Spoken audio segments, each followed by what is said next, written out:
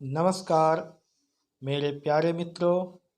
आज से मैं एक नई श्रृंखला का प्रारंभ करने जा रहा हूँ जिसका नाम है आओ कहानी सुने। ये कहानियाँ आपके जीवन से जुड़ी हुई होंगी और कहीं न कहीं आप स्वयं को इन कहानियों में एक पात्र विशेष के रूप में दर्शन करेंगे। तो आज की कहानी है बात अठन्नी की और कहानीकार का नाम है श्री सुदर्शन जी। रसीला इंजीनियर बाबू जगत सिंह के यहाँ नौकर था। 10 रुपये वेतन था। गांव में उसके बूढ़े पिता, पत्नी, एक लड़की और 2 लड़के थे। इन सब का भार उसी के कंधों पर था। वह सारी तनख्वाह घर भेज देता, पर घर वालों का गुजारा न चल पाता।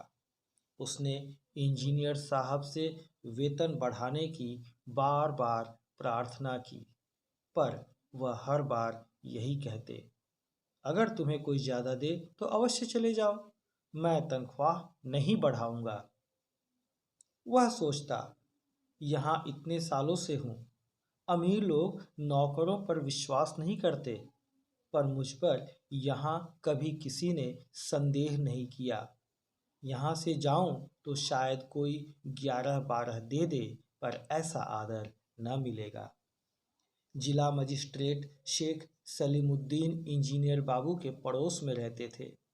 उनके चौकीदार मियाँ रमजान और रसीला में बहुत मैत्री थी।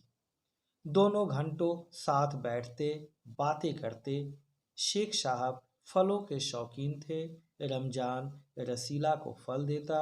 इंजीनियर साहब को मिठाई का शौक था। रसीला रमजान को मिठाई देता। एक दिन रमजान ने रसीला को उदास देखकर कारण पूछा। पहले तो रसीला छिपाता रहा, फिर रमजान ने कहा, कोई बात नहीं है तो खाओ सौगंध। रसीला ने रमजान का हठ देखा तो आंखें भर आई। बोला, घर से खत आया है, बच्चे बीमार हैं और रुपया नहीं है, तो मालिक से पेशगी मांग लो। कहते हैं 1 पैसा भी न दूंगा। रमजान ने ठंडी सांस भरी। उसने रसीला को ठहरने का संकेत किया और आप कोठरी में चला गया। थोड़ी देर बाद उसने कुछ रुपए रसीला की हथेली पर रख दिए। रसीला के मुंह से एक शब्द भी न निकला। सोचने लगा, बाबू साहब की मैंने इतनी सेवा की, पर दुख में उन्होंने साथ न दिया। रमजान को देखो, गरीब है, परंतु आदमी नहीं, देवता है। ईश्वर उसका भला करे। रसीला के बच्चे स्वस्थ हो गए। उसने रमजान का ऋण चुका दिया। केवल 8 आने बाकी रह गए। रमजान ने कभी भी पैसे न मांगे, फिर भी रसीला उसके आगे आंख न उठा पाता। एक दिन की बात है। बाबू जगत सिंह किसी से कमरे में बात कर रहे थे। रसीला ने सुना, इंजीनियर बाबू कह रहे हैं, बस 500? इतनी सी रकम देकर आप मेरा अपमान कर रहे हैं। हुजूर मान जाइए, आप समझे आपने मेरा काम मुफ्त किया है। रसीला समझ गया कि भीतर रिश्वत ली जा रही है। सोचने लगा, रुपया कमाने का यह कितना आसान तरीका है। मैं सारा दिन मजदूरी करता हूँ, तब महीने भर बाद 10 रुपये हाथ आते हैं। वह बाहर आया और रमजान को सारी बात सुना दी। रमजान बोला, बस इतनी सी बात?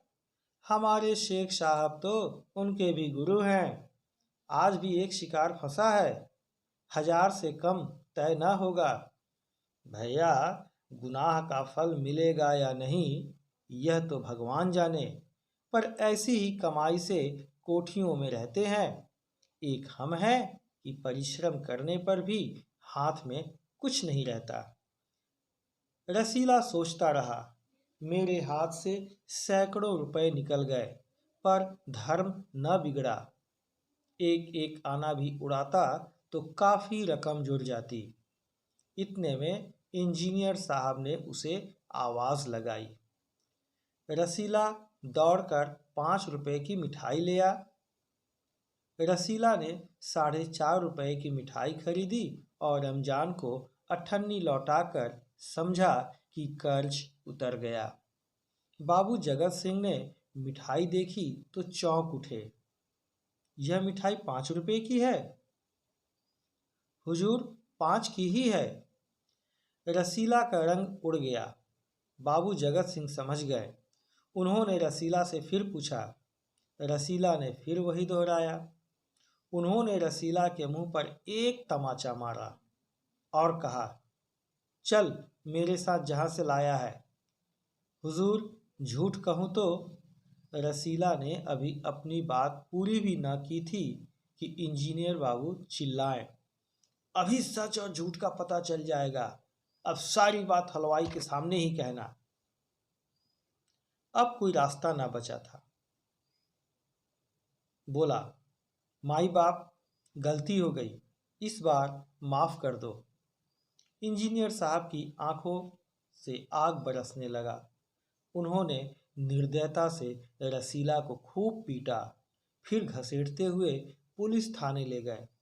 सिपाही के हाथ में 5 का नोट रखते हुए बोले, मनवा लेना, लातों के भूत बातों से नहीं मानते।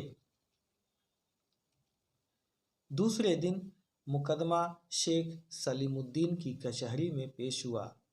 रसीला ने तुरंत अपना अपराध स्वीकार कर लिया। उसने कोई कहानी न बनाया।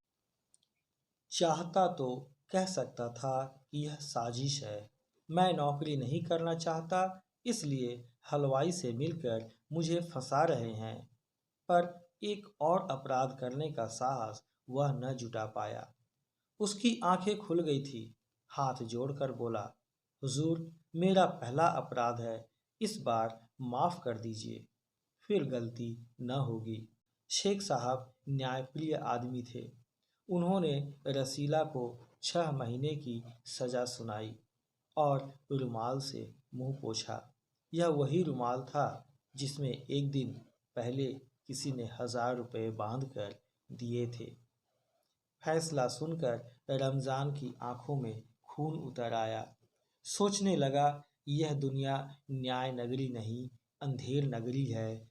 चोरी पकड़ी गई तो अपराध हो गया। असली अपराधी बड़ी बड़ी कोठियों में बैठकर दोनों हाथों से धन बटोर रहे हैं, उन्हें कोई नहीं पकड़ता। रमजान घर पहुंचा। एक दासी ने पूछा, रसीला का क्या हुआ? 6 महीने की कैद। अच्छा हुआ, वह इसी लायक था। रमजान ने गुस्से से कहा, यह इंसाफ नहीं, अंधेर है। सिर्फ एक अठन्नी की ही तो बात थी।